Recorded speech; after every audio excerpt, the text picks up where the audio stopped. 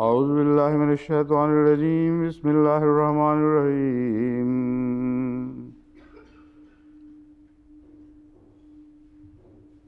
یا ایہا الذین آمنوا ان تطیعوا الذین کفروا یردوکم علی اعقابکم فتنقلبوا خاسرین بل اللہ مولاکم وهو خير الناصرين سنلقي في قلوب الذين كفروا الرعب بما أشركوا بالله ما لم ينزل به سلطانا ومأواهم النار وبئس مثوى الظالمين وَلَقَدْ صَدَقَكُمُ اللَّهُ وَعْدَهُ إِذْ تَحُسُّونَهُم بِإِذْنِهِ حَتَّى إِذَا فَشِلْتُمْ وَتَنَازَعْتُمْ فِي الْأَمْرِ وَعَصَيْتُمْ مِنْ بَعْدِ مَا أَرَاكُمْ مَا تُحِبُّونَ وَعَصَيْتُمْ مِنْ بَعْدِ مَا أَرَاكُمْ مَا تُحِبُّونَ مِنْكُمْ مَنْ يُرِيدُ الدُّنْيَا وَمِنْكُمْ مَنْ يُرِيدُ الْآخِرَةَ ثُمَّ صَرَفَكُمْ عَنْهُمْ لِيَبْتَلِيَكُمْ وَلَقَدْ عَفَا عَنْكُمْ وَاللَّهُ ذُو فَضْلٍ عَلَى الْمُؤْمِنِينَ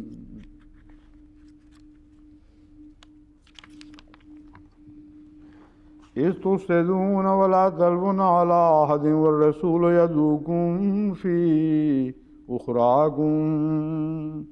فَأَصَابَكُمْ غَمًّا بِغَمٍّ لِكَيْ لَا تَحْزَنُوا عَلَىٰ مَا فَاتَكُمْ وَلَا مَا أَصَابَكُمْ وَاللَّهُ خَبِيرٌ بِمَا تَعْمَلُونَ۔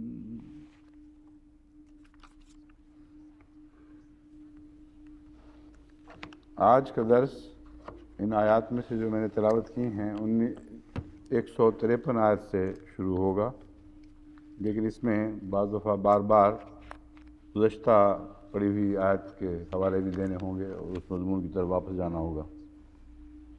وَلَقَدْ صَدَقَكُمُ اللَّهُ وَعْدَهُ إِذْ تَحُسُّونَهُم بِإِذْنِهِ، اور اللہ اپنا وہ وعدہ جو تم سے فتح کا وعدہ کیا تھا وہ تو پورا فرما چکا ہے اس وقت جب تم خدا کے حکم کے ساتھ ان دشمنوں کو تہہ تیغ کر رہے تھے۔ حتیٰ اذا فشلتم، یہاں تک کہ تم نے کمزوری دکھائی یا بزدلی دکھائی، وتنازعتم فی الامر، اور جھگڑا کیا ایک فیصلے کے متعلق، ایک حکم اللہ کے رسول کے ایک حکم کے متعلق۔ الامر سے مراد یہ ہے کہ حضرت صلی اللہ علیہ وآلہ وسلم نے جو ارشاد فرمایا تھا، ہدایت دی تھی، اس کے متعلق، اس کے معنی کے متعلق تم نے اختلاف کیا اور اس بارے میں جھگڑا کیا۔ وَعَصَيْتُمْ، اور عملاً تم نے نافرمانی کی، یا یہ مطلب ہوگا، یا یہ کہ اس اپنے سردار کی جن کو تم پر مقرر فرمایا گیا تھا ان کی نافرمانی کی، کیونکہ وہ اس جھگڑے میں ایک معنی کے ساتھ وفا کر رہے تھے اور مضبوطی سے اسے چمٹے ہوئے تھے، اور وہ تیر انداز جو ایک دوسرا معنی کر رہے تھے ان کے اور ان کے درمیان بحث کی طرف اشارہ ہے۔ تنازعتم، تم نے آپس میں اختلاف کیا اور اس اختلاف نے طول کھینچا، یہاں تک کہ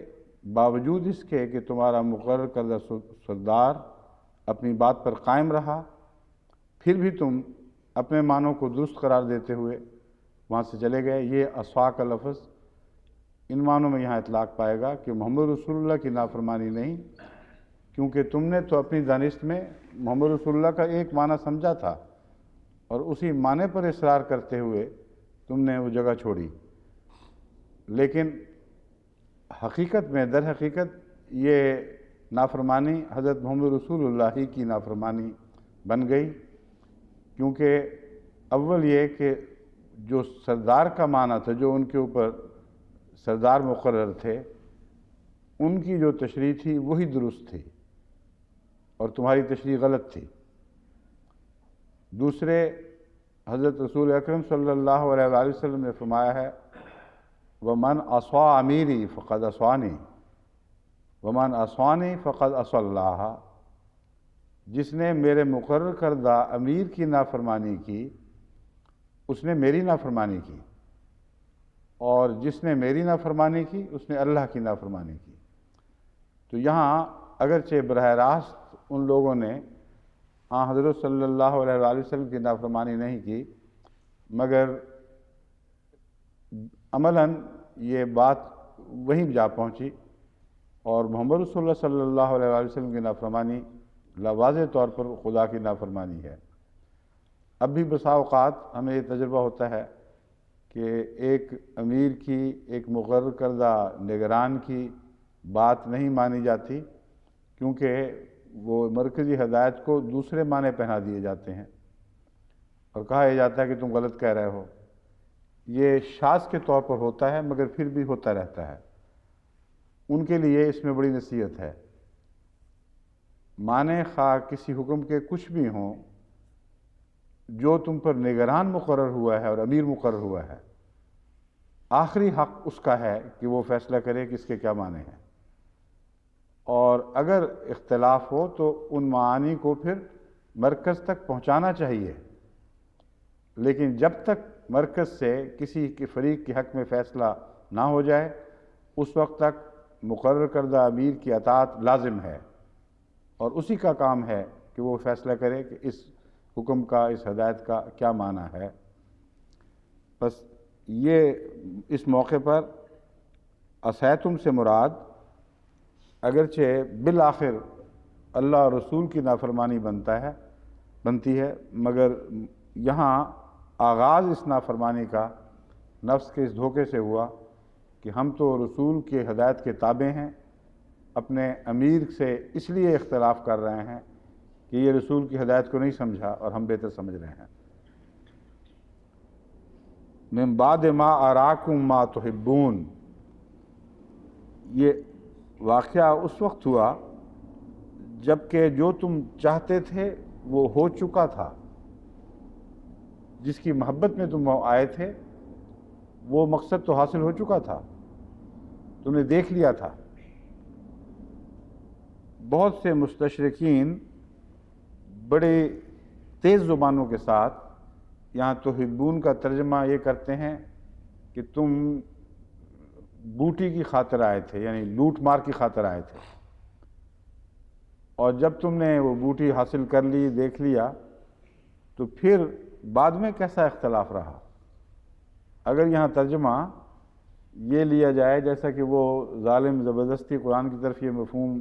باندھتے ہیں، قرآن پر یہ مفہوم کی طرف منسوب کرتے ہیں، تو اس کا مطلب یہ بنے گا کہ انہوں نے جب وہ دیکھ لیا جو جس کی تمنا تھی، تو پھر جھگڑا کس بات کا رہا؟ پھر تو بعد میں اختلاف کا موقع ہی کوئی نہیں تھا، وہ فتح کی تمنا لے کے آئے تھے، اور یہ جو قضیہ ہوا ہے یہ فتح دیکھنے کے بعد ہوا، یعنی انہوں نے سمجھ لیا کہ ہمارا اعلیٰ مقصد تو حاصل ہو گیا، جس چیز کی ہمیں محبت تھی وہ خدا نے عطا فرما دی، اب پیچھے رہنے کا کیا مطلب ہے؟ اب بعد کی باتیں جو جنگ کے ساتھ، فتح کے ساتھ فوائد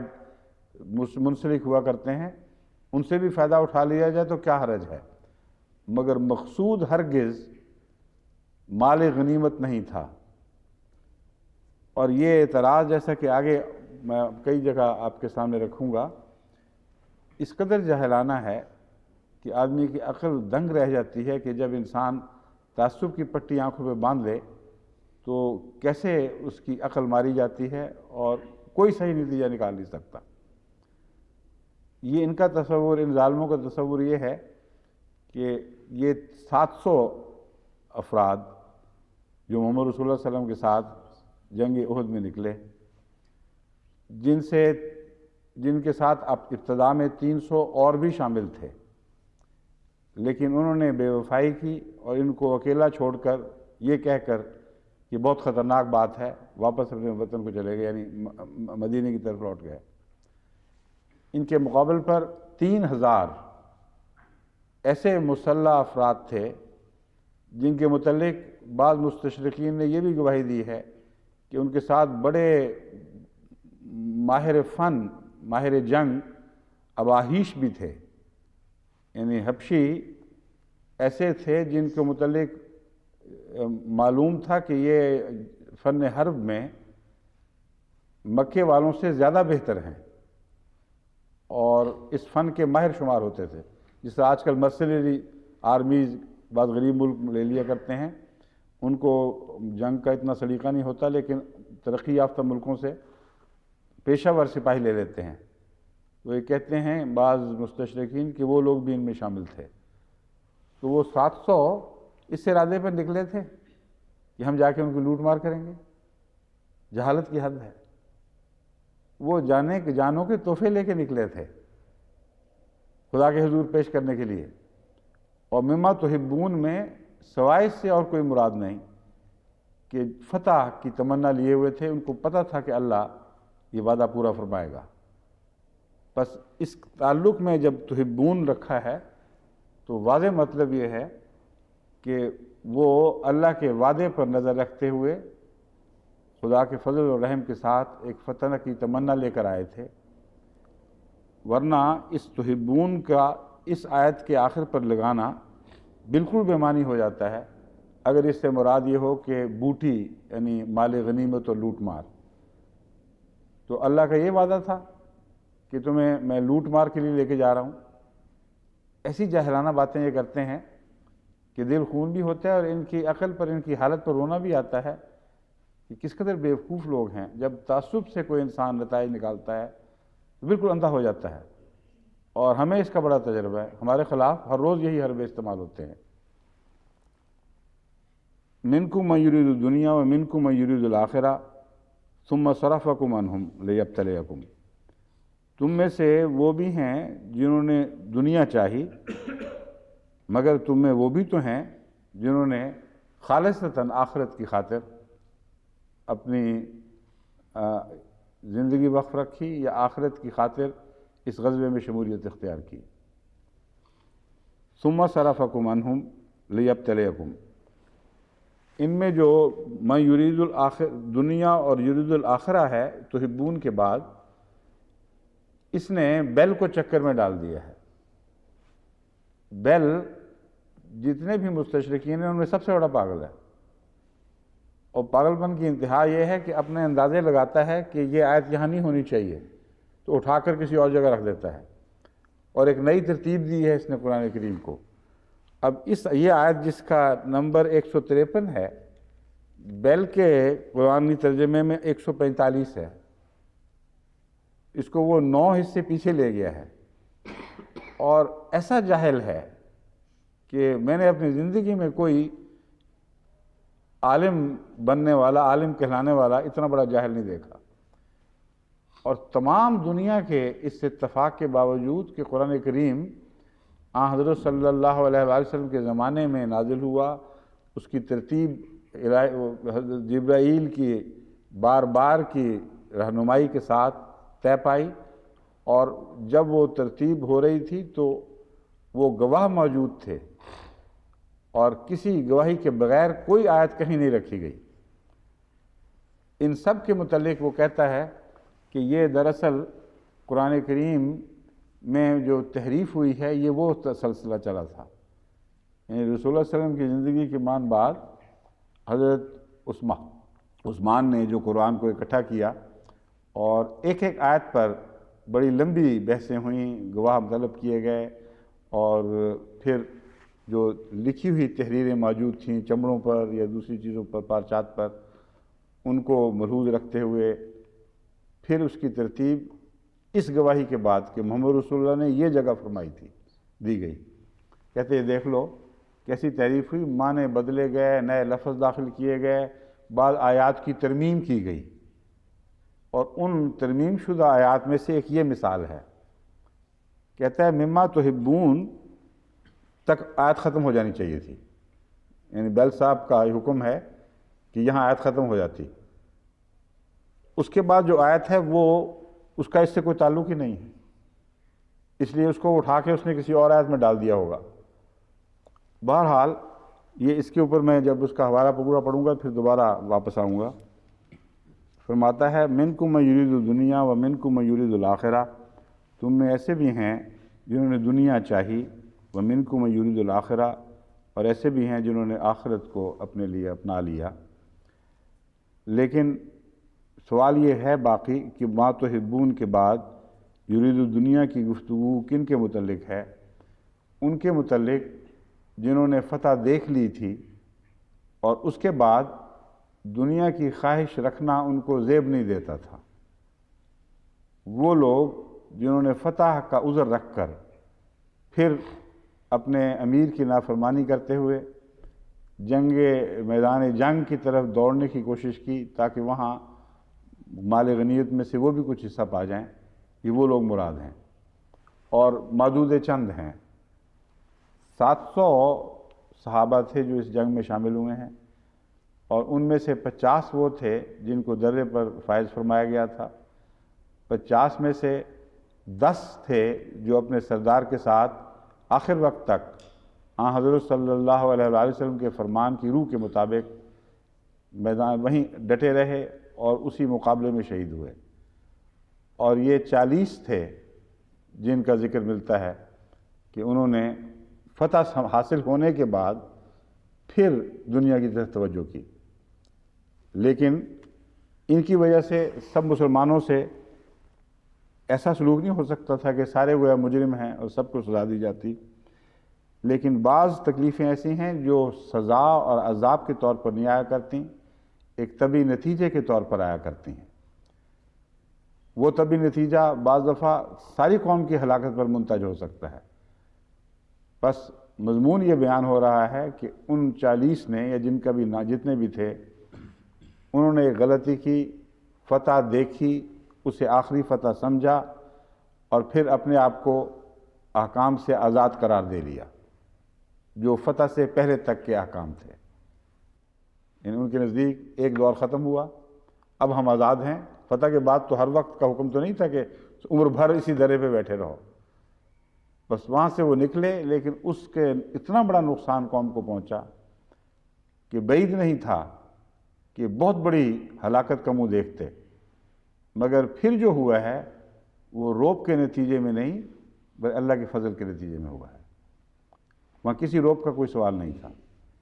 اس لیے وہ جو پہلی آیت ہے اس میں روب کا ذکر ہے، لیکن مستقبل کے معنوں میں ہے، ماضی کے معنوں میں نہیں۔ ہم تمہیں روب دیں گے ضرور، یعنی تمہیں نہیں، ہم دشمن پر روب قائم ضرور کریں گے، لیکن یہ جو باتیں ہیں یہ اس سے پہلے ہو چکی ہیں۔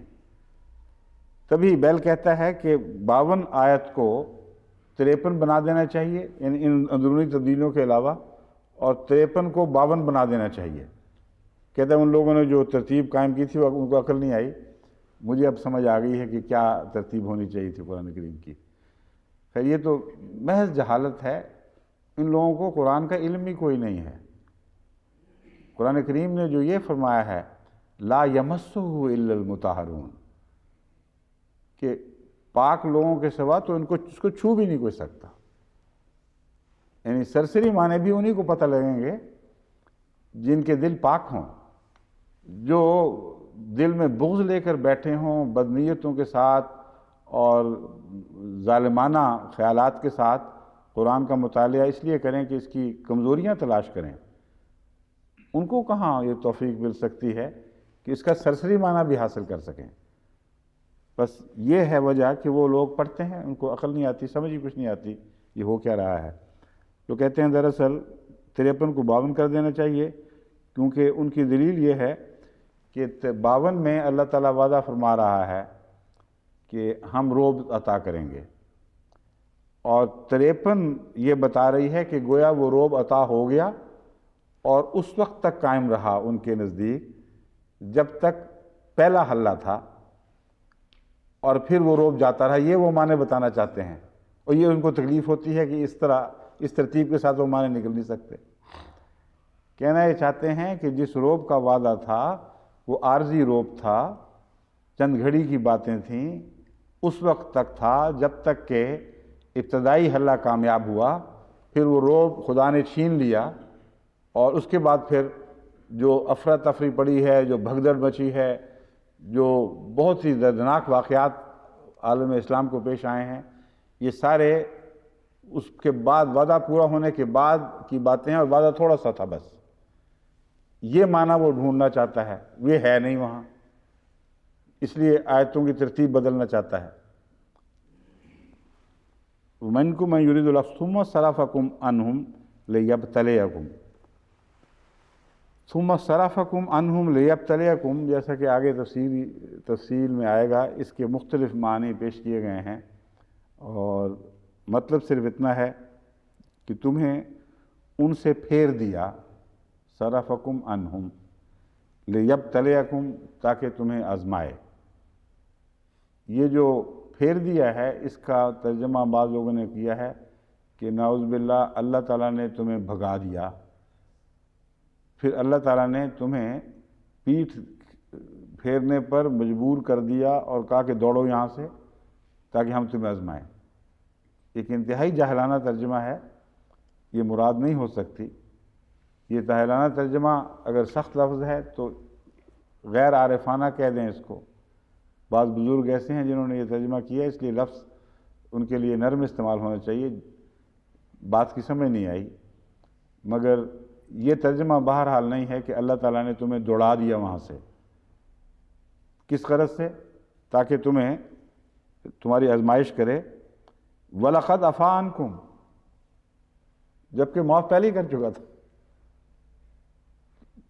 جرم ہوا نہیں، معافی پہلے مل گئی، اور معافی کے بعد پھر بھگا دیا، یہ کیا مطلب بنے گا؟ اس لیے اس کا سوال ہی نہیں پیدا ہوتا۔ یہ اور مضمون ہے جو آگے جا کے پھر موقع پر انشاءاللہ کھلے گا۔ وَلَقَدْ عَفَا عَنْكُمْ وَاللَّهُ ذُو فَضْلٍ عَلَى الْمُؤْمِنِينَ، اور اللہ تعالیٰ تو مومنوں پر بڑا فضل کرنے والا ہے۔ یہ اچھا فضل ہے کہ معاف کرنے کے بعد پھر ایسا دوڑایا ہے میدان سے کہ اس کے بعد پھر معافی کا کوئی ذکر نہیں ملتا۔ تو یہ غلط ہے، قرآن کریم اس کو رد کرتا ہے۔ لیکن اب میں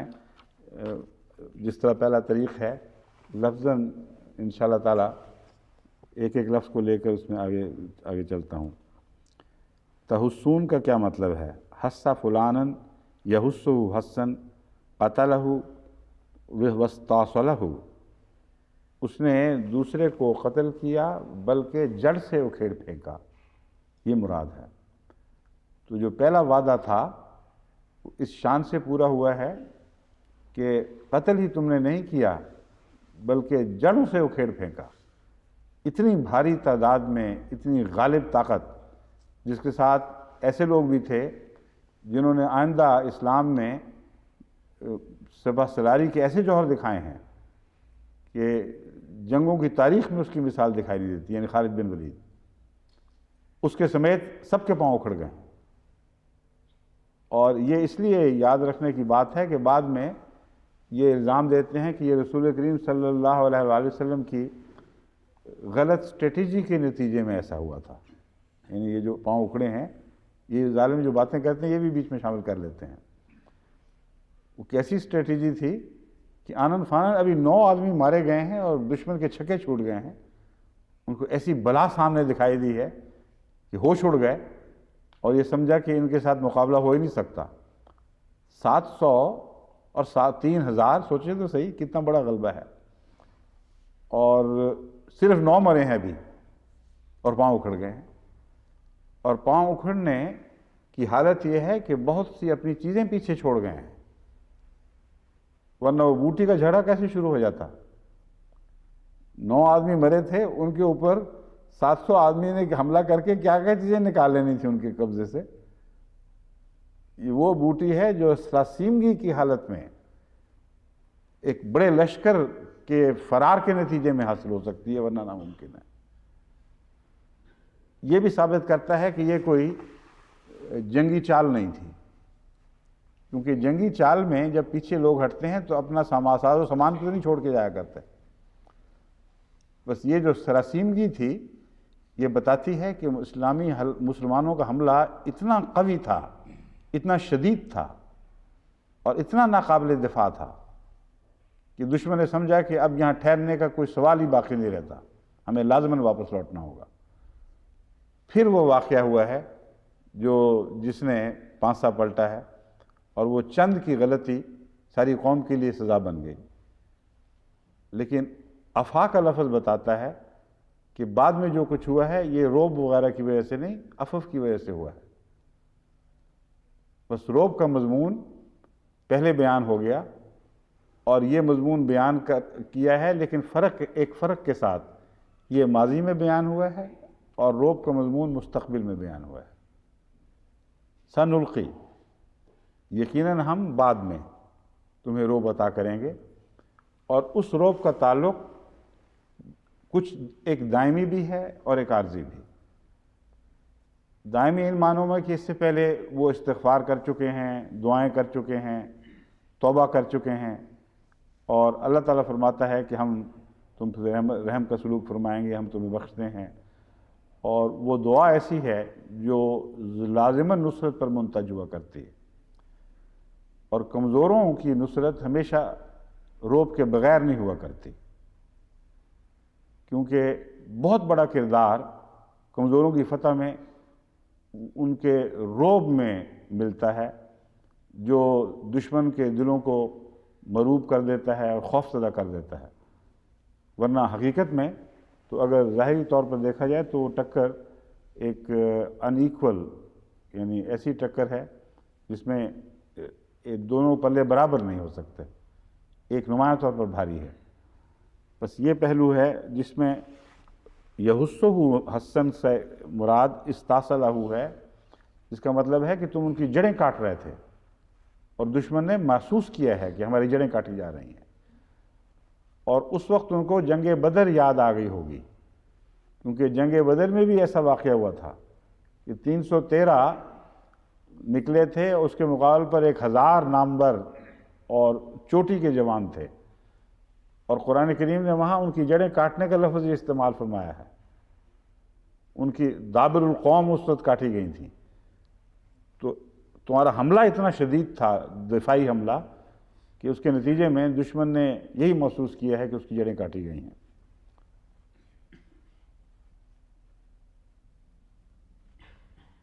اس کا ایک ترجمہ کیا کہ جب تم اسے بری طرح قتل کر رہے تھے، ان حست اسنانہ انقلات، اس کے دانت اکھڑ کر نکل گئے. اس کے لیے بھی لفظ انحسا استعمال ہوتا ہے. تو مراد یہ ہے تم ان کے دانت توڑ رہے تھے. اردو میں بھی ہم دانت توڑنا، دشمن کے دانت کھٹے کر دینا استعمال کرتے ہیں، اور دانت توڑنے کا محاورہ بھی استعمال ہوتا ہے. حس البرد الزرع احرقہ، سردی اگر فصل کو جلا دے تو اس کے لیے بھی یہی لفظ استعمال ہوتا ہے، حس. الحسوس، الحسوس ایسے سال کو کہتے ہیں جس میں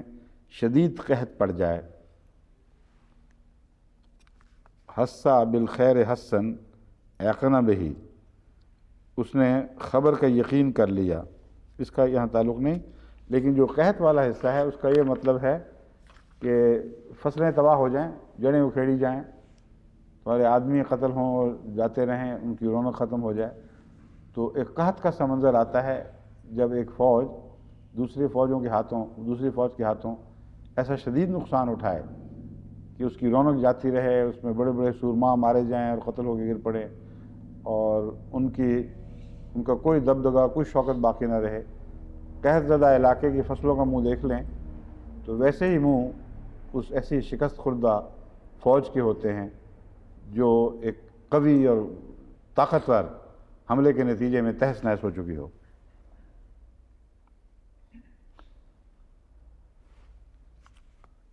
مفردات راغب میں الحاسہ سے مراد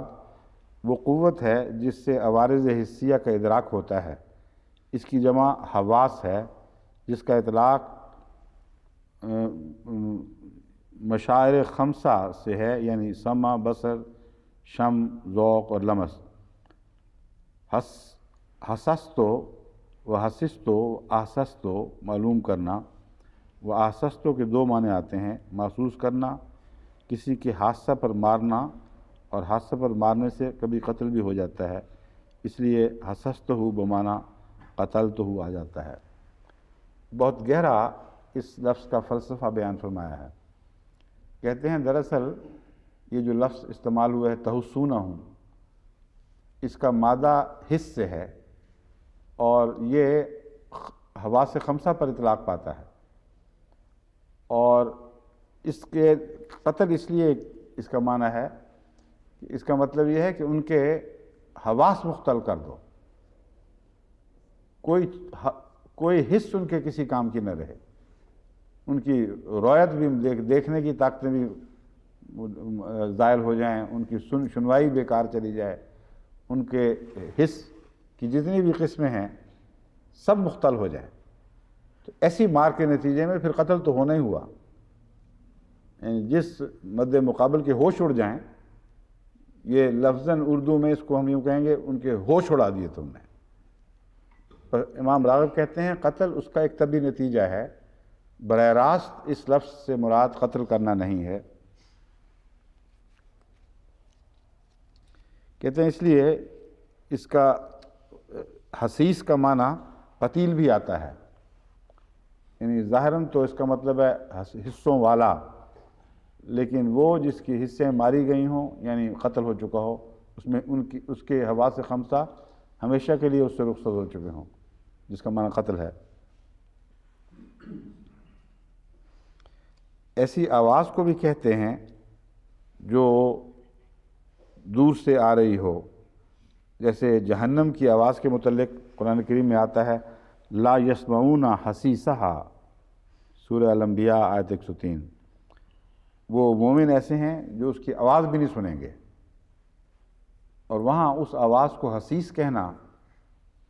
غالباً یہ معنی اپنے اندر رکھتا ہے کہ اہل جہنم کی ہر حس عذاب میں مبتلا ہوگی، اور اس کی دردناک کراہیں جو سنیں گے لوگ وہ ہر حس سے تعلق رکھنے والی ہوں گی، مگر مومنوں کو اللہ تعالیٰ اس عذاب سے اس طرح نجات دے گا، اتنا دور رکھے گا کہ وہ اس کی حسیس کو سن نہیں سکیں گے۔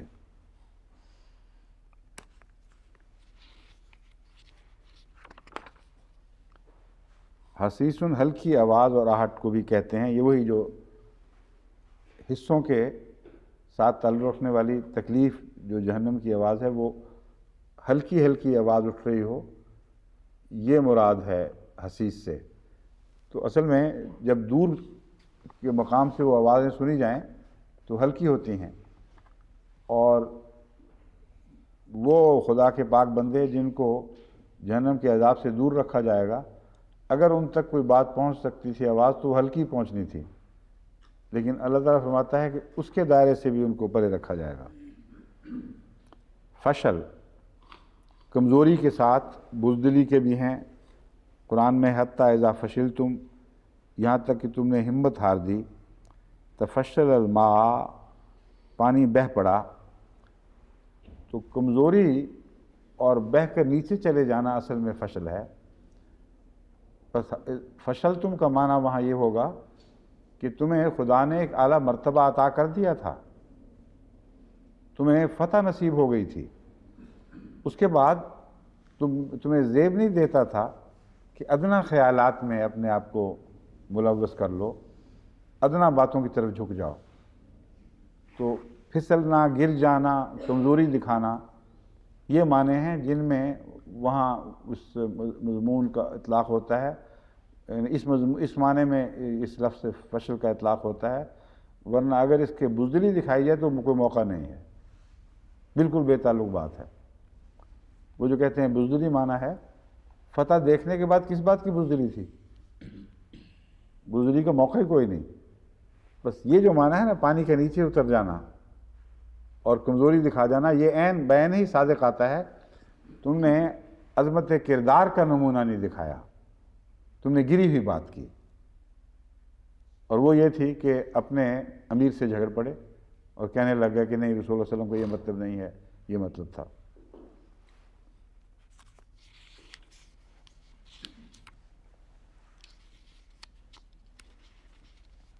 دوسری جگہ قرآن کریم نے اسی مضمون کو دوسری ترتیب سے بیان فرمایا ہے، اور امام راغب کہتے ہیں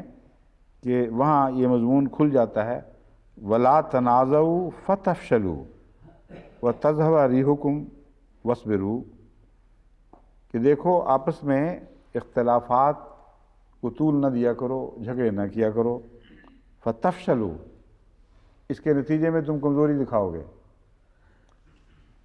یہاں تفشلوا بعد میں آیا ہے، یعنی تنازع کے نتیجے میں کمزوری پیدا ہوگی۔ وہ جو آیت ہمارے زیر نظر ہے اس میں فشل پہلے آیا ہے، جس کا مطلب یہ ہے کہ بعض دفعہ فشل کے نتیجے میں جھگڑا پیدا ہوتا ہے، پہلے دل میں کمزوری پیدا ہو گئی ہے اور تنازع اس کا نتیجہ ہے، اور بعض دفعہ تنازع کے نتیجے میں فشل پیدا ہو جاتا ہے۔ اس لیے یہ بعض موقع پر کبھی ایک پہلے ہوتا ہے، کبھی دوسرا پہلے ہو جاتا ہے، اور نتیجہ وہی ہے کہ تذہب ریحکم، تمہارا روب جاتا رہے گا، تمہاری ہوا بندی نہیں رہے گی۔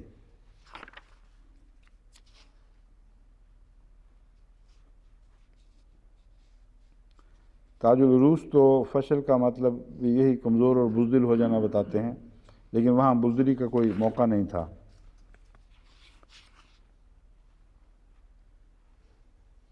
المنجد لسان العرب نے بھی یہی معنی دیے ہیں۔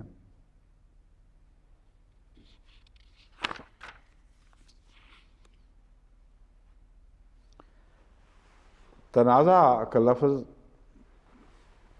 نزع الشیء من مکانہ قلعہ، اس نے کسی چیز کو اس کی جگہ سے اکھاڑ دیا، بس اس کی بنیاد تنازع کی یہ ہے، کسی چیز کو اکھاڑ دینا۔ نزع دلو جذبہ، اس کا مطلب ہے ڈول کو کنویں سے باہر کھینچا۔ نزع فی القوس جذب وطرہا، اس نے کمان کے وطر کو کھینچا، یوں کر کے کھینچتے ہیں جب وتر کو، اس وتر کے کھینچنے کی طرف لفظ نزع سے اشارہ ملتا ہے، یعنی وہ مضمون بیان ہوتا ہے۔ تنازع القوم الشیء، لوگوں نے کسی چیز کو اپنی اپنی طرف کھینچا، تو یہ وجہ ہے جو اس کو جھگڑا کہا جاتا ہے۔ مضمون کو اپنی طرف کھینچتے ہیں کہ یہ ہماری تائید کا مضمون ہے، تمہاری تائید کا نہیں۔ وہ کہتے ہیں نہیں، ہماری تائید ہو رہی ہے اس سے۔ اور جتنے جھگڑے آج عالم اسلام میں مل رہے ہیں، یہ آیتوں کو اپنی طرف کھینچنے سے وہ پیدا ہو رہے ہیں۔ وہی حدیثیں ہیں، وہی آیات ہیں، ان میں کوئی فرق نہیں، مگر ہر ایک اپنی اپنی طرف کھینچ رہا ہے۔ تو دیکھو اس سے میرا مطلب حل ہو رہا ہے۔ ایسی صورت میں اس قسم کی کھینچا تانی سے تو کبھی دوبارہ اتحاد نہیں ملا کرتا۔ اس وقت فیصلہ ہونا چاہیے، اور کھینچا تانی سے پھر قوم کو جو بکھر چکی ہو، جو جدا جدا ہو جائے، جو ہر وقت ایک دوسرے سے جھگڑا کر رہی ہو کہ ہم سچے ہیں تم جھوٹے ہو، اس جھگڑے کو طول دینے سے کچھ حاصل نہیں ہو سکتا۔ پھر کیا نتیجہ ہوتا ہے؟ عدل کی کرسی قائم ہونی چاہیے۔ اور بین یہی خوشخبری حضرت اقدس محمد مصطفیٰ صلی اللہ علیہ وآلہ وسلم نے امت محمدیہ کو عطا فرمائی کہ جب تمہارے جھگڑے ہو جائیں گے، جب تم الگ الگ ہو جاؤ گے، تو اللہ تعالیٰ مہدی کی صورت میں اور مسیح کی صورت میں عدالت قائم فرمائے گا۔ وہ تمہارے درمیان جھگڑوں کو طے کریں گے، حکماً عدلاً،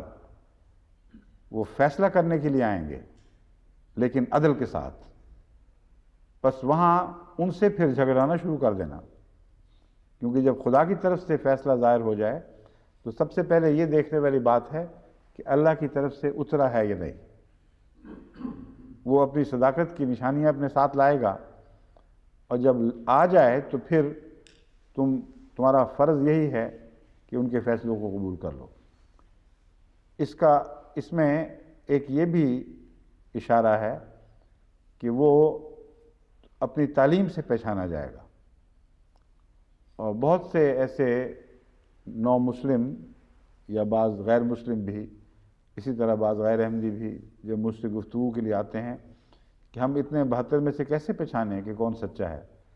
تو میں ان سے کہتا ہوں کہ ان 72 میں اور اس میں ایک فرق ہے۔ ان 72 میں کوئی یہ نہیں کہہ رہا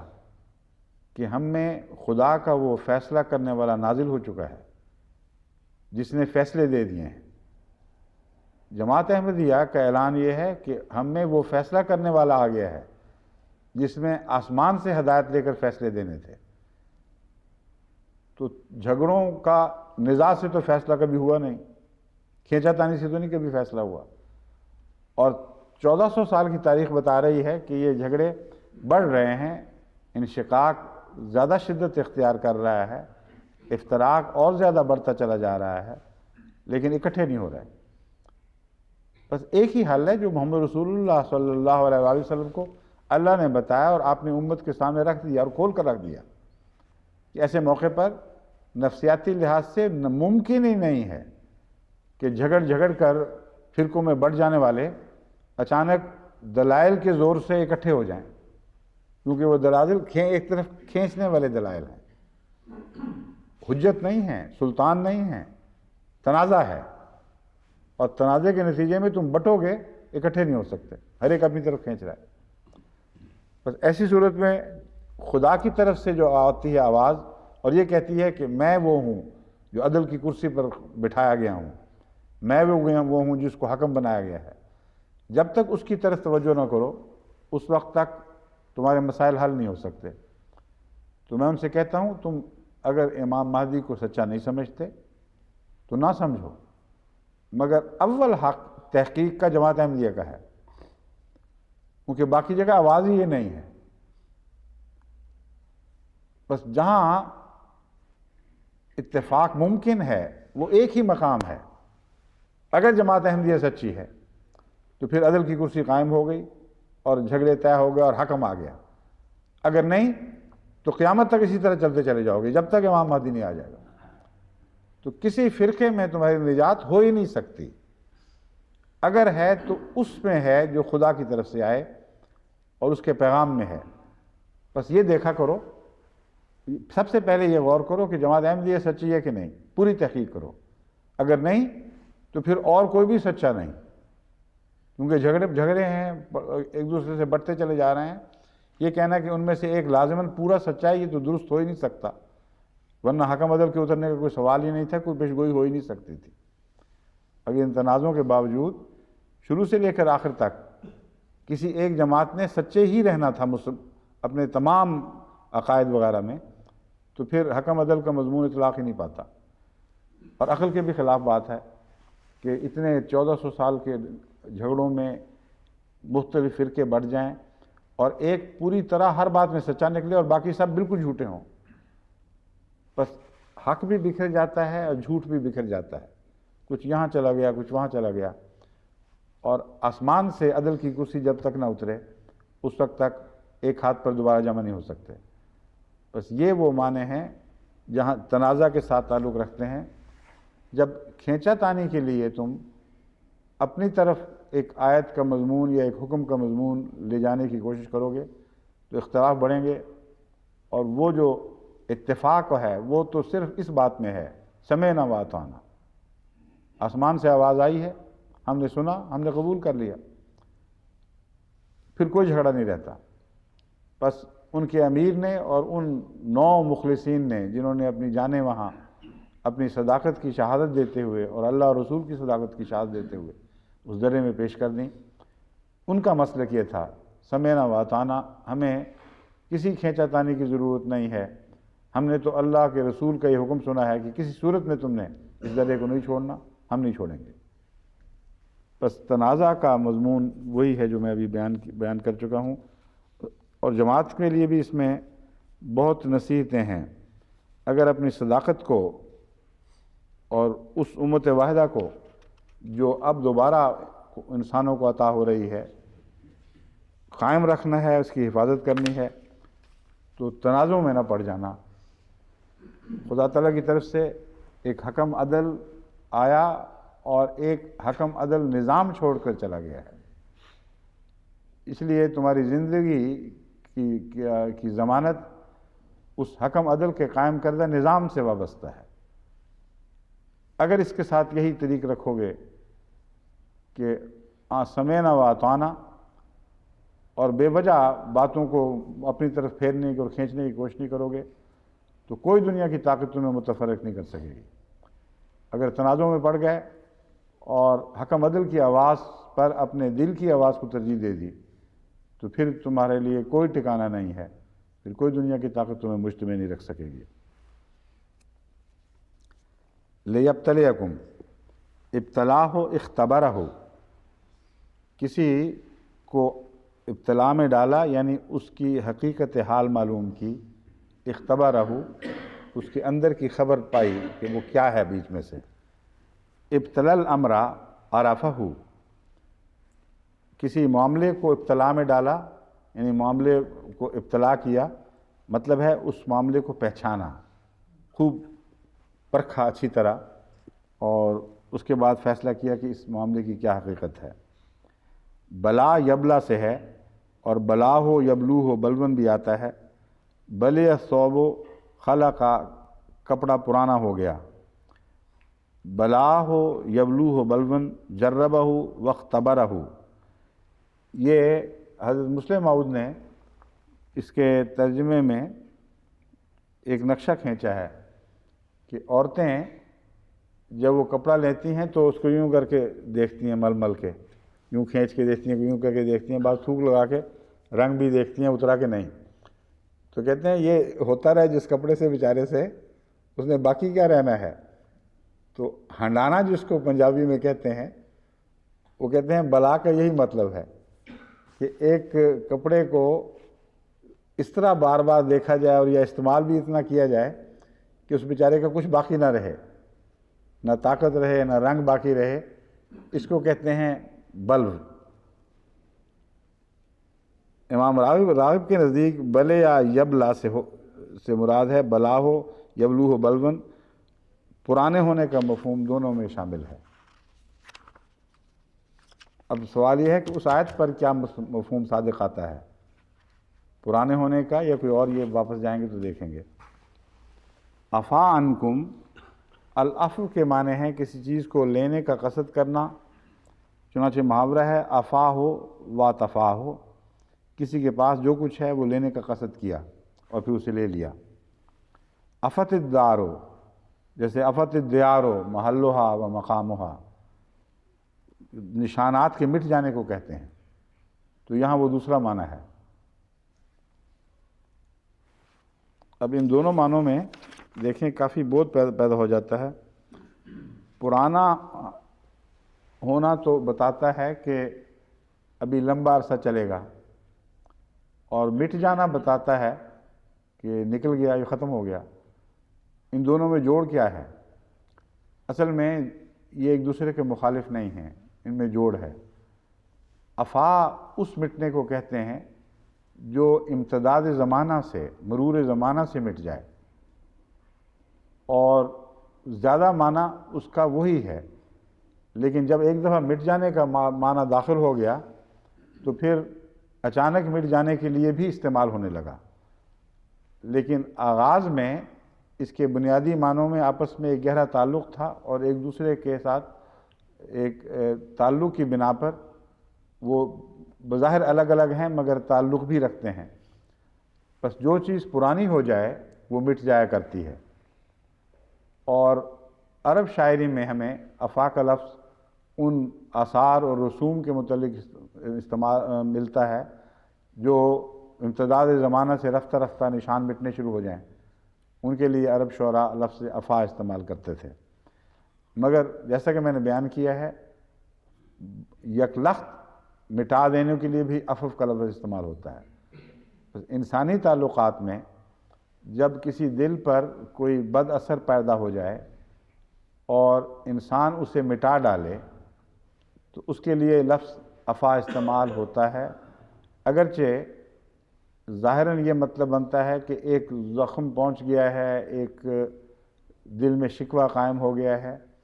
وہ مٹتے مٹتے مٹے گا۔ افا ان معنوں میں ہے اصل میں، لیکن ایک بحوصلہ انسان، ایک رحیم و کریم انسان جب اچانک ان کو صاف کر کے اپنے دل سے ان داغوں کو دھو دیتا ہے تو اس کے لیے لفظ افا استعمال ہوتا ہے۔ بس قرآن کریم میں جہاں اللہ کے حوالے سے لفظ افا استعمال ہوا ہے وہاں ان معنوں میں اس کے مٹنے کے معنی ہیں کہ خدا تعالیٰ نے معاف کر دیا ہے اس بات کو۔ جیسے کوئی آدمی کہتا ہے مجھے معاف کر دو، ہم کہتے ہیں ہم معاف کر چکے ہیں، چھوڑ چکے ہیں، بس کرو اس بات کو۔ اور کئی ایسے دوست ہیں جو ابھی بھی مجھے خط لکھ رہے ہیں، کسی غلطی کی ان سے ہوئی جماعت تھی، ان کو انہوں نے معاف بھی کر دیا، لکھ دیا کہ معاف کر دیا ہے، مگر وہ پیچھے ہی نہیں چھوڑ رہے، کہتے ہیں نہیں معاف کر دو۔ تو میں کس طرح معاف کروں؟ میں نے تو اس طرح معاف کیا جیسے اللہ نے سکھایا ہے، کہ جب کہہ دیا کہ معاف کر دیا تو مٹ گیا اس داغ دل سے، کچھ بھی اس کا باقی نہیں رہا۔ تو افا کا معنی ایسا دل کا داغ جو کسی کی وجہ سے لگ گیا ہو، اس کی غلطی سے، اسے ایسے صاف کر دینا کہ اس کا کچھ بھی باقی نہ رہے۔ بس افوت عنہ مفردات راغب خود یہ نتیجہ نکالتے ہیں کہ اس کا مطلب یہ ہے میں نے اس سے درگزر کرتے ہوئے اس کا گناہ مٹا دینے کا قصد کیا ہے۔ یہ اس سے اگلا مقام ہے معنی کا، بہت ہی اعلیٰ لطیف ترجمہ ہے۔ فرماتے ہیں جب اللہ عفو کرتا ہے تو اس کے دل پر تو کوئی داغ نہیں ہے جو مٹے،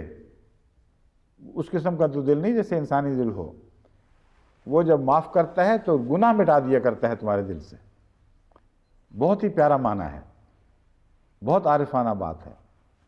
تو اللہ کے عفو کے معنی یہ ہوں گے کہ نہ صرف یہ کہ اپنی ناراضگی کو کالعدم کر دیا، بلکہ جس کو بخشا اس کے گناہ کو بھی ساتھ کالعدم کیا ہے، اس کے داغ کو بھی دھویا ہے، اسے دوبارہ پاک و صاف کر دیا ہے۔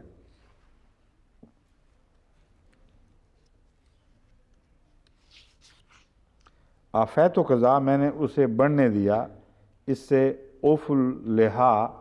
یعنی داڑھی کے بال بڑھنے دو، یہ معنی بھی لیے گئے ہیں۔ آفیت و قضا میں نے اسے معاف کر دیا مراد نہیں ہے، میں نے اس سے صرف نظر کر لیا ہے، جو کچھ ہوتا ہے ہوتا رہے۔ تو بعض لوگ ہر وقت داڑھی پہ پیچھے پڑے رہتے ہیں کہ اتنی ہو گئی ہے، اتنی اس کو کاٹ دینا چاہیے، یہ مونڈ دینا چاہیے، نئی سٹبلز، نئے چھوٹے چھوٹے بال ابھرنے لگ گئے ہیں۔ تو رسول اللہ صلی اللہ علیہ وسلم نے اس کے لیے لفظ اوفو استعمال فرمایا ہے۔ اوف اللحا، لہیہ اصل میں ہے، اوف اللحیہ، کہ اپنے داڑھی کے بالوں کو پیچھا چھوڑو، ان کو بڑھنے دو، بڑھتے ہیں تو۔ عفو سے مراد ہر وہ چیز ہے جو ضروریات سے زائد ہو اور اس کے خرچ کرنے سے تکلیف نہ ہو۔ آتا عفواً، اس نے اسے بے مانگے دیا۔ یہاں عفواً مصدر اس میں فاعل کے معنی میں ہے اور حال واقعہ ہوا ہے، یعنی بخشش کرتے وقت اس کی حالت یہ تھی کہ گویا خود ہی اسے بڑھا دیا ہے۔ مفردات راغب۔ یہاں عفو کا ایک اور معنی یہ ہے، جیسا کہ انہوں نے کیا ہے کہ بن مانگے زیادہ دیا۔ یہ کس طرح انہوں نے نکالا ہے؟ کہتے ہیں دراصل عفو سے مراد وہ مال ہے جو ضرورت سے زیادہ ہو۔ چنانچہ قرآن کریم میں آتا ہے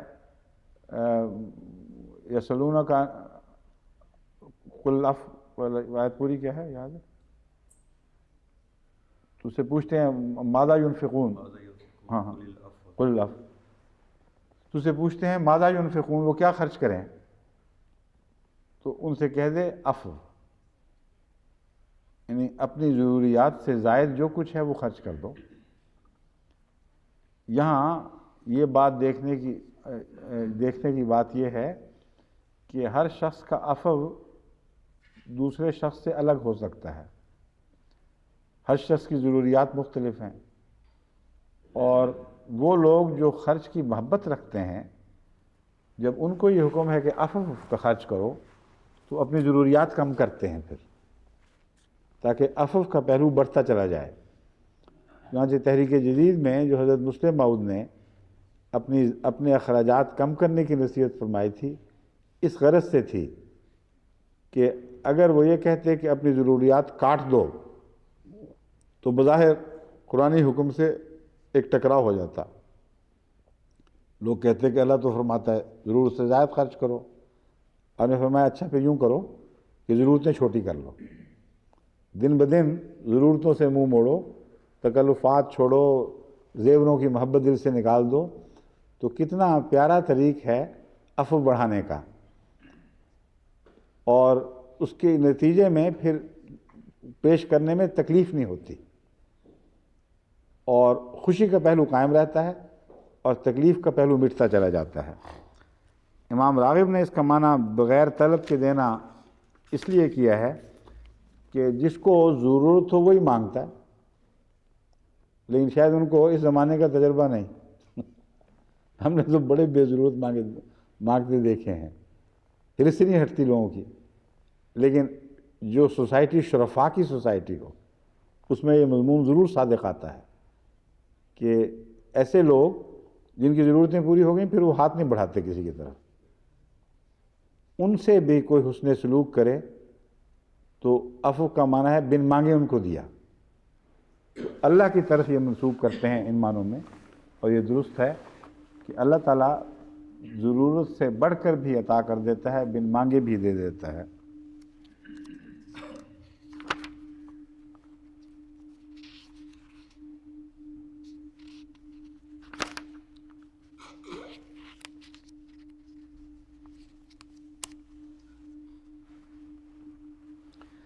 یہ جو آیت ہے وَلَقَدْ صَدَقَكُمُ اللَّهُ وَعْدَهُ، اس کے متعلق مختلف مفسرین مختلف توجیحات پیش کرتے ہیں۔ فتح القدیر امام شوکانی لکھتے ہیں کہ قولہ وَلَقَدْ صَدَقَكُمُ اللَّهُ وَعْدَهُ نزلت لما قال بعض المسلمین من این اصابنا هذا وقد وعدنا اللہ النصر، کہتے ہیں یہ اس وقت نازل ہوئی جب مسلمانوں میں سے بعض نے یہ کہنا شروع کیا کہ یہ شکست جو ہم دیکھ رہے ہیں یہ کہاں سے آ گئی،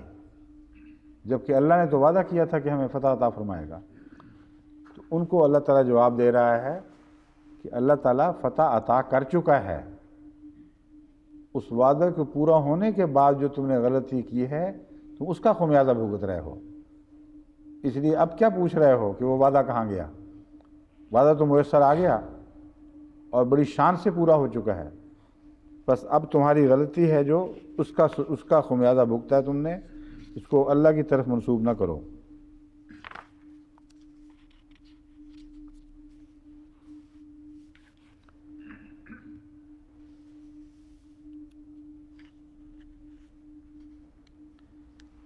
ایک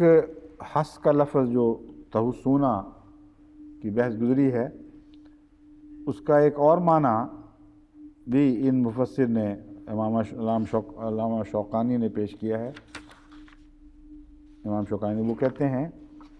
کہ جب ٹڈیاں سردی سے مر جائیں تو انہیں جراد محسوس کہا جاتا ہے، تو تحسونہم میں ایک یہ نقشہ ہے کہ وہ ٹھنڈے پڑ گئے سارے، ان کی لاشیں بکھری پڑی ہیں اور ان میں کچھ بھی باقی نہیں رہا۔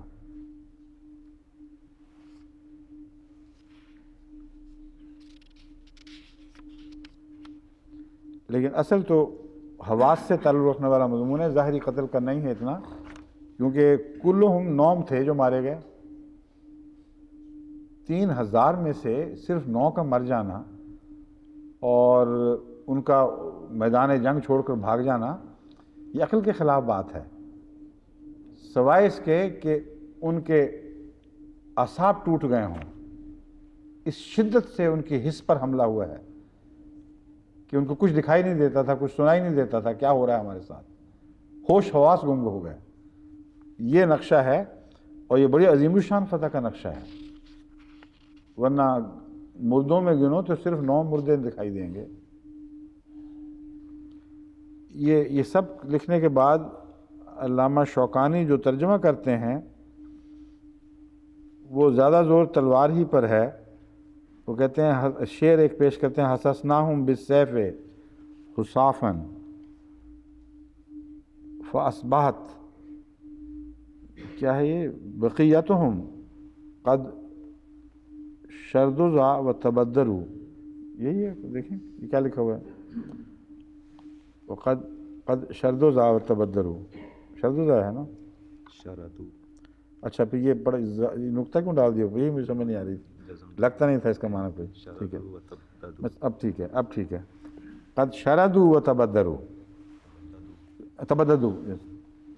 قد شردو و تبددو، اس کا ترجمہ یہ بنے گا حسسناہم بالسیف حصافا فاصبحت، ہم نے ان کو تلوار کے ذریعے تہ تیک کر دیا اور برباد کر دیا، بقیتہم جو ان میں سے باقی بچے، قد شردو و تبددو، وہ بھاگ گئے اور ادھر ادھر بکھر گئے۔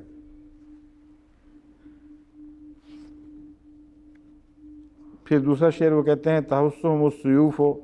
کما تسامی حریق النار فی العجم الحصیلی، حسیدی ہے حسیدی، یہ لکھا بھی اس طرح جاتا ہے جو ٹھیک پڑھا نہیں جاتا، حسید ہونا چاہیے، فصل ہوگی مراد، حسیدی، ہیں حسیدی، حسیدی ہے نا، تو لام کی طرح کیوں لکھ دیا اس کو؟ ان کو تلواروں نے تباہ کر دیا، جس طرح کٹے ہوئے درختوں کے جھنڈ کو جب آگ لگائی جائے تو اس کے شعلے ایک دوسرے سے بڑھ بڑھ کر اس ایندھن کو ختم کر دیتے ہیں۔ یہ تو خیر عربی ادب کی باتیں ہیں، جو وہاں واقعہ گزرا ہے وہ حواس کے پراگندہ ہونے سے زیادہ تعلق رکھتا ہے بنسبت قتل عام کے۔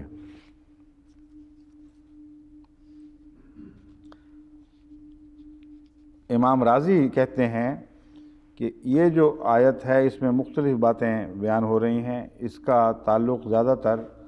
مدینہ واپس پہنچنے سے ہے، یعنی اللہ تعالیٰ نے جب ان کو فتح دی اور پھر وہ فتح انہوں نے اپنے ہاتھوں سے ایک عارضی شکست میں تبدیل کر لی، اس کے بعد مدینہ میں پہنچ کے جو انہوں نے باتیں کی ہیں ان کا اس آیت میں ذکر ملتا ہے۔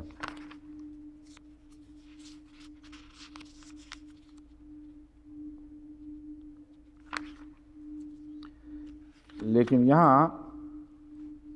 بعضوں نے کہا ہے گزشتہ آیت میں مذکور وعدہ بھی مراد ہو سکتا ہے، سنلقی فی قلوب الذین کفروا الرعب، یہ بالکل بے تعلق بات ہے، کیونکہ یہاں جو مضمون ہے اس کے معنی بعد قد کے لفظ سے شروع ہوا ہے، اس کا مطلب ہے اس سے پہلے ہم کر چکے ہیں، یہ وعدے کو تم یہ نہ سمجھنا کہ یہ وعدہ اب پورا ہو گیا ہے، یہ بعد میں آنے والا ایک وعدہ ہے جس کو تم دیکھو گے، اور اس سے پہلے یہ سب کچھ گزر چکا ہے۔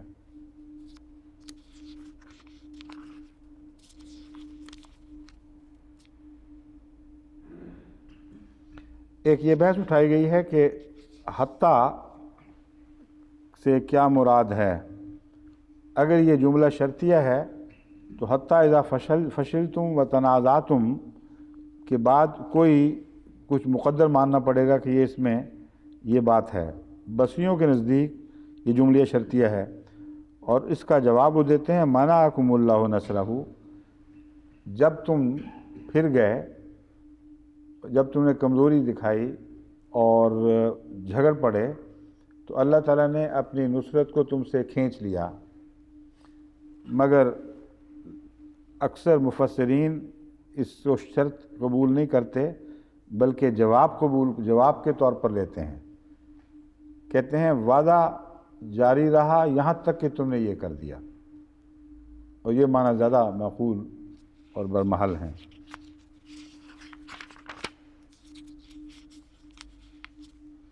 چنانچہ کوفی اس کا یہی معنی لیتے ہیں، ان کے نزدیک جواب شرط الفاظ آیت میں ہی میں موجود ہے، اور وہ یہ ہے وہ کہتے ہیں ہاں کوفیوں کے نزدیک یہ اور بات بنتی ہے، وہ کہتے ہیں جواب شرط اس آیت میں موجود ہے اور واو کا لفظ دراصل زائد ہے، حتیٰ اذا فشلتم و تنازعتم، کہتے ہیں یوں معنی بنیں گے کہ یہاں تک کہ تم نے کمزوری دکھائی اور جھگڑ پڑے، تو کمزوری دکھائی کا نتیجہ جھگڑنا ہے۔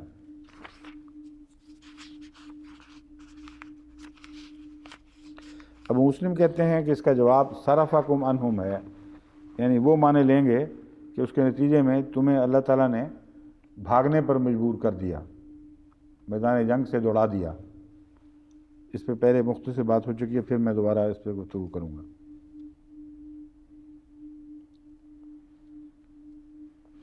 اور یہ کرنے کے بعد پھر یہ سوال اٹھاتے ہیں کہ نافرمانی تو بعد نے کی تھی، پھر ذکر عام کیوں شروع ہو گیا کہ سب کو اللہ تعالیٰ نے بھگا دیا اور تم یہ ہو اور تم ایسے ہو؟ اس کا جواب وہ دیتے ہیں شروع میں تو ذکر عام ہے، وہ لگتا ہے کہ سارے نافرمان تھے، مگر آگے الگ الگ ذکر کر کے امتیاز کر دیا، جہاں فرمایا منکم من یرید الدنیا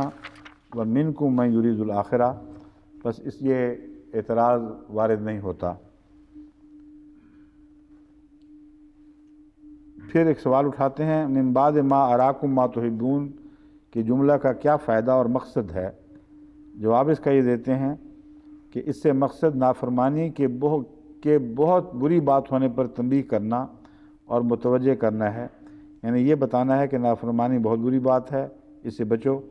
کیونکہ جب انہوں نے یہ خود مشاہدہ کر لیا تھا کہ خدا نے اپنے وعدہ پورا کرتے ہوئے انہیں اکرام اور اعزاز سے نوازا،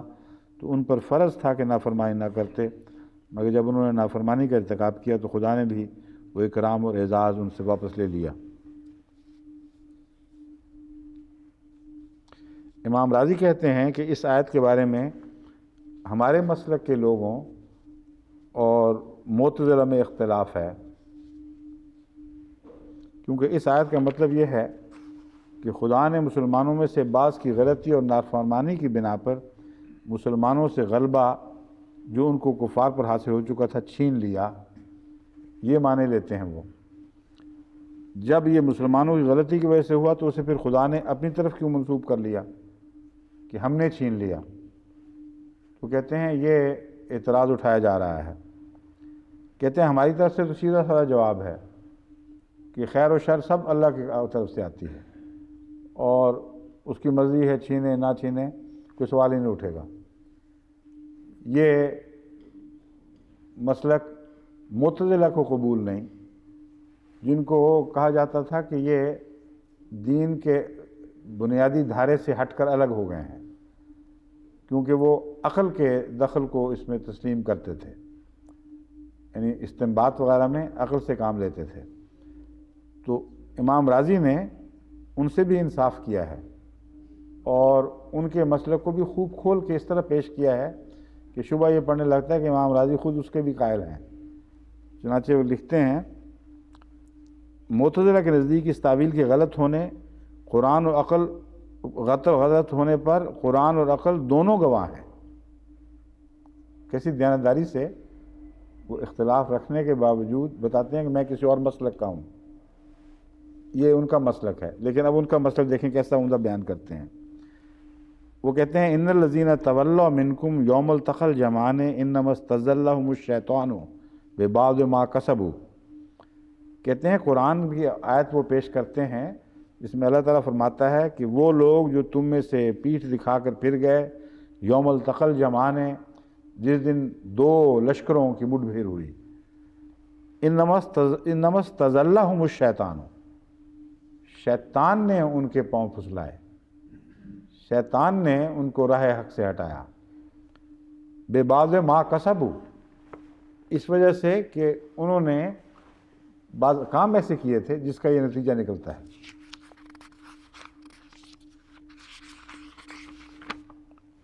شیطان کی طرف منسوب کر دیا، وہ معتزلہ کہتے ہیں۔ اس جگہ ایک جگہ ایک چیز شیطان کی طرف منسوب کر کے پھر دوسری جگہ وہی کام اپنی طرف کیسے منسوب ہو سکتا ہے؟ اور عقلی دلیل یہ ہے، یعنی علامہ راضی ان کے حوالے سے بات کر رہے ہیں کہ یہاں خدا ان کی کمزوری دکھانے پر ڈانٹ رہا ہے اور ناراضگی کا اظہار فرما رہا ہے۔ اگر یہ کمزوری خود خدا کا اپنا ہی فعل تھا تو گویا اپنے آپ کو ڈانٹ رہا تھا۔ ایک طرف کہتے ہیں ہم نے بھگا دیا، دوسری طرف ڈانٹ رہا ہے خبردار بھاگے کیوں ہو، کہ یہ تو جائز بات نہیں ہے، عقل کے خلاف بات ہے۔ تو امام راضی نے جس انداز میں پیش کیا ہے اس سے ثابت ہوتا ہے کہ اشاعرہ سے بھی وفا کر لی، یعنی اشاعرہ وہ لوگ ہیں امام اشعری کے ماننے والے، ان کے بعد میں آنے والے، جو وحی کے معاملے میں عقل کا دخل پسند نہیں کرتے، اور ان کی بحثیں پڑھیں تو عجیب بات ہے کہ ان بحثوں میں سراسر عقل سے کام لے رہے ہیں، یعنی جس حد تک عقل نصیب تھی، اور ساتھ عقل کا انکار بھی کر رہے ہیں۔ تو امام راضی کہتے ہیں ہوں تو میں اشعری، لیکن ان کی بات میں بتا دیتا ہوں کہ وہ کیا کہنا چاہتے ہیں، اور وہ ایسی عمدگی سے پیش کی ہے کہ اپنی بات پر ان کی بات غالب کر دیتے ہیں، اور یہ 2 دلائل ہیں جو ان کی طرف منسوب کر کے پیش کیے گئے ہیں۔ یہاں جو بات سمجھنے میں دقت پیش آئی ہے وہ اس کی وجہ یہ ہے کہ وہ یہ نہیں سمجھ سکے کہ عذاب میں، سزا میں اور بعض اعمال کے طبی نتائج میں ایک فرق ہے۔ جب طبی نتائج نکلتے ہیں کسی چیز کے تو اللہ تعالیٰ کا ایک جاری قانون ہے جو عمل دکھا رہا ہوتا ہے، اس کا سزا سے تعلق نہیں ہے۔ ورنہ ایک ڈرائیور غلطی کرتا ہے، 7-10 معصوم بھی مارے جاتے ہیں، ان کا کیا قصور تھا؟ ایک معصوم بچہ بھی گود میں ہے، وہ بھی ساتھ مر جاتا ہے، اس کے متعلق تو ماننا پڑے گا نا کہ وہ بہرحال معصوم ہے، خدا اس کو معصوم قرار دے رہا ہے۔ تو مراد یہ ہے کہ یہ ایک طبی قانون ہے جو ایک الگ سلسلہ ہے نظام کا، جو ایک بہت وسیع فلسفہ ہے جس کے تابع یہ کائنات جاری و ساری ہے اور ترقی کر رہی ہے۔ اس موضوع پر میں نے اب جو نئی کتاب آنے والی ہے، عقل اور وحی وغیرہ کا آپس میں کیا تعلق ہے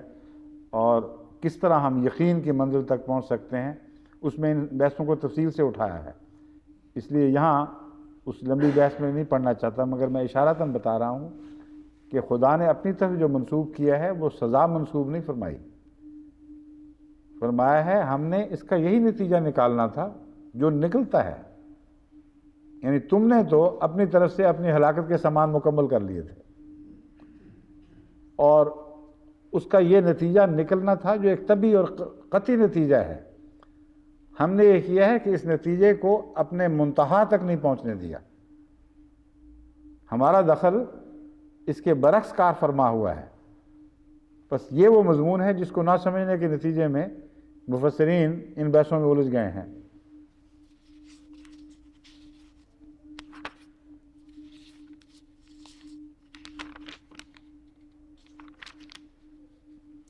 وَلَقَدْ عَفَا عَنْكُمْ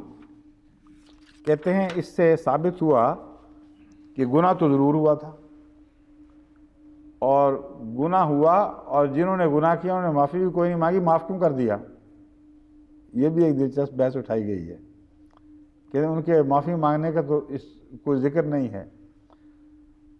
یہ بھی بات نہیں سمجھ رہے، دراصل گناہ کیا ہے چند لوگوں نے، گناہ کی ایک سزا ہے جس کا اللہ سے تعلق ہے، اس کے جزا، اس کو ہم عقوبت کہتے ہیں، خدا کی طرف سے پکڑ، اس دنیا میں یا آخرت میں اس کو سزا دینا۔ ایک گناہ ہے جو قانون قدرت کا گناہ ہے، اس کے نتیجے میں طبی نتائج ظاہر ہوا کرتے ہیں۔ تو اللہ تعالیٰ اس میں معافی کی بحث نہیں ہے، ایک ٹکر مار دے آدمی تو معافی کا کیا مطلب ہے؟ اس ٹکر کے بد نتائج تو ظاہر ہوں گے ہی۔ تو اللہ تعالیٰ فرماتا ہے ہم نے ان بد نتائج سے تمہیں بچا لیا۔ بعض دفعہ ٹکر لگتی ہے، آدمی حیران ہو جاتا ہے کہ اس میں سے زندہ سلامت آدمی کیسا نکلا ہے۔ میری بھی ایک دفعہ ٹکر لگی تھی ایک جگہ، وہ پاکستان میں، تو سڑکوں کے بعض کنارے اتنے اونچے ہیں اور ساتھ اتنا نیچے گڑا ہے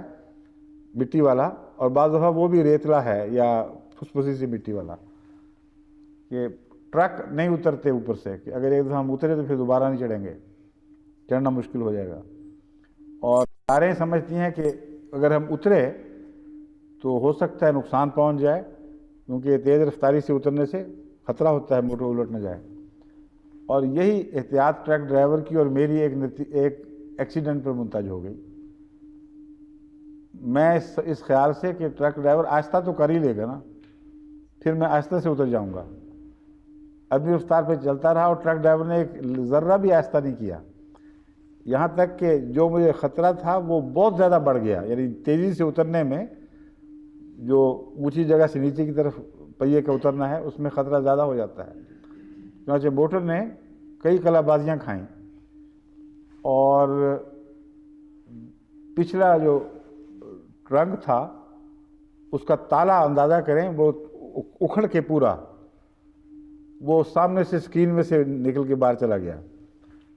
اور اسکرین ہو گئی اور موٹر پچک گئی اور اندر سے میں صحیح سلامت باہر نکلا اللہ کے فضل کے ساتھ، اور پھر اسی موٹر میں بیٹھا اور اسے وہاں قلعہ نیلا گنبد میں امانتاً رکھوا کر اپنے بعض دوستوں کے پاس، تو وہاں سے ٹیکسی لی اور جا کے اپنے سفر پہ پھر گاڑی بھی پکڑ لی، روانہ بھی ہو گیا۔ تو یہ مراد ہے کہ اللہ جب چاہتا ہے تو اس طرح عفو فرماتا ہے۔ تو ان لوگوں سے دو قسم کے عفو کے سلوک فرمائے، تبھی بار بار اس مضمون کو آگے کھولے گا۔ ایک عفو یہ ہوئی کہ ان کا بد نتیجہ جو معصوموں پر پڑ رہا تھا، پڑ چکا تھا، اس کے بہت خطرناک نتیجے نکل سکتے تھے جن سے اللہ نے ان کو بچا لیا۔ اور گناہ کا داغ دھونے والا جو ترجمہ امام راضی نے کیا یہاں صادق آ رہا ہے پوری طرح۔ صرف اللہ آپ ان کو معاف کر کے خاموش ہو جاتا تو وہ تو مارے جاتے جو ان کی غلطی سے غلطی کے نتیجے میں لازماً مارے جانے چاہیے تھے۔ افراتفری اور بھگدڑ بچی ہے، اس میں تو ان کے زندہ رہنے کا کوئی سوال باقی نہیں نظر آتا۔ اہل مدینہ کے بھی ملیا میٹ ہونے کا خطرہ ہے، کیونکہ اصل جوان جو لڑنے والے تھے وہ تو اس میدان میں ظاہری طور پر ایک بڑی شرمناک شکست کھا چکے تھے۔ تو عفو کا دوسرا معنی بھی یہاں بڑے زور سے اطلاق پاتا ہے کہ جب اللہ نے عفو کیا تو گناہ کے داغ مٹا دیے ہیں، ان بد اثرات کو مٹا دیا ہے جو اس کے نتیجے میں لازماً ظاہر ہو رہے تھے اور چلتے چلے جانے تھے، آگے بڑھنا تھا انہوں نے۔